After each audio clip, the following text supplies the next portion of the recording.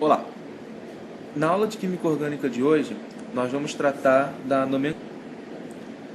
Bom, como existem milhões de substâncias orgânicas e milhares novas que vão sendo sintetizadas ao longo do tempo, é necessário que exista um sistema muito bem organizado para que, a partir de um nome, a gente consiga determinar a fórmula molecular de um composto, ou, dada a fórmula molecular de um composto, a gente consiga saber qual o nome dessa molécula.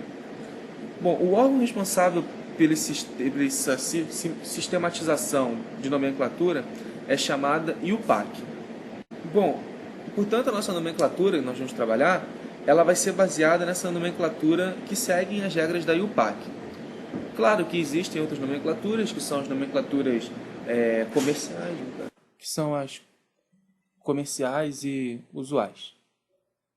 Bom, nós vamos primeiro aprender a nomear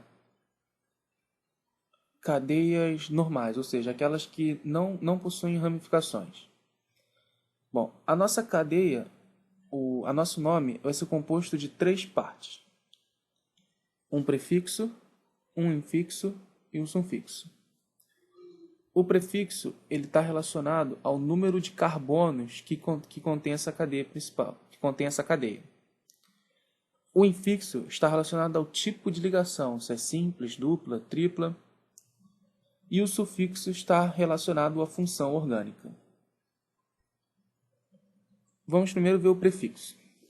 Se a nossa cadeia carbônica tiver um único carbono, o prefixo vai ser met. Se houver 2 carbonos, prefixo et. Se houver 3 carbonos, prefixo prop. Se houver 4 carbonos, prefixo é but. Se houver 5 ou mais carbonos, nós vamos usar a nossa nomenclatura convencional: pent, hex, hept, oct. Já para o nosso infixo, se nós tivermos somente ligações simples entre os átomos de carbono, nós vamos usar um infixo AN. Se houver uma ligação dupla, EN. E se houver uma ligação tripla, nós vamos usar IN. Aqui vale ressaltar que se nós tivermos mais de um tipo de ligação, por exemplo, se nós tivermos 2 ligações duplas, nós vamos colocar o prefixo di e depois colocar o número de ligações duplas que existem. Se o nosso composto, por exemplo, tiver 2 ligações duplas e 3 ligações triplas, então nós colocaríamos esse dien aqui, e como são 3 ligações triplas, nós colocaríamos trin. Vamos então agora para a parte do sufixo. Bom, o sufixo está relacionado à função orgânica. Então nós vamos fazer aqui uma tabelinha com o nome da função orgânica, o grupo funcional, ou seja, como nós somos capazes de identificar essa função orgânica, e o sufixo relacionado a esta função. A primeira delas é o hidrocarboneto.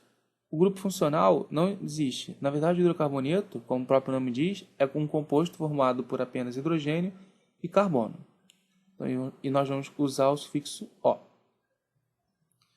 Depois nós temos o haleto. O haleto ele é como se fosse um hidrocarboneto, sendo que nós trocamos os hidrogênios, não necessariamente todos, não necessariamente um também, por algum elemento da família 7A. Nós vamos ter o mesmo sufixo O. Já para o álcool ele tem um grupo funcional, que é um carbono sp3, que está ligado a uma hidroxila.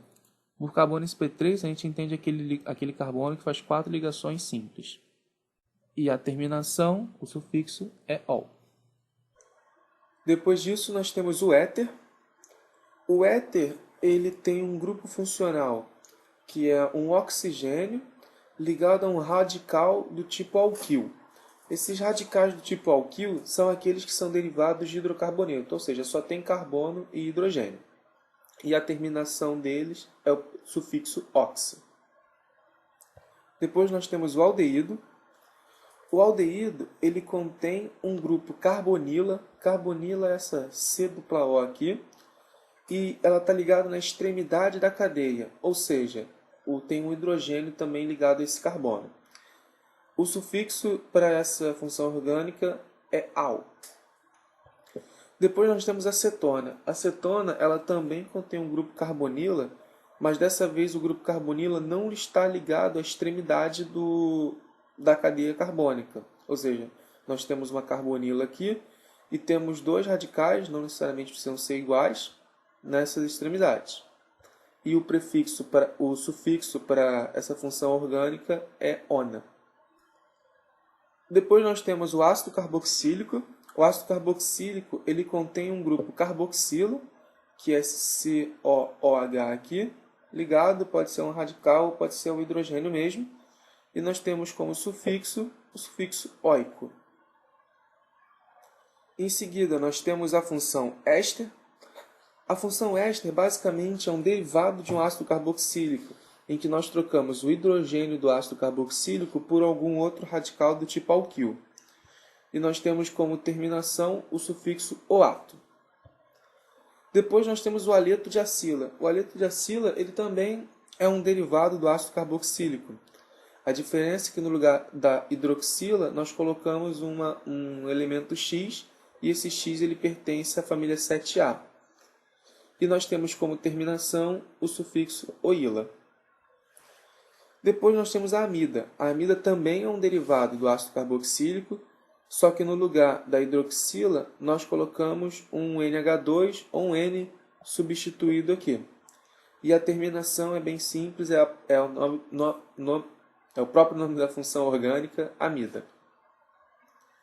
Nós temos também a nitrila. A nitrila é um composto que tem essa nitrila aqui, que é o cianeto. Está ligado a algum radical do tipo alquil, e como sufixo também é o próprio nome da função orgânica, que é nitrila. Por último, nós temos a amina. A amina é um composto em que nós temos o nitrogênio, podem ser ligados a hidrogênios ou radicais do tipo alquil. E a terminação também é bem simples, é o sufixo amina. É isso aí, pessoal. A nossa aula de hoje termina por aqui.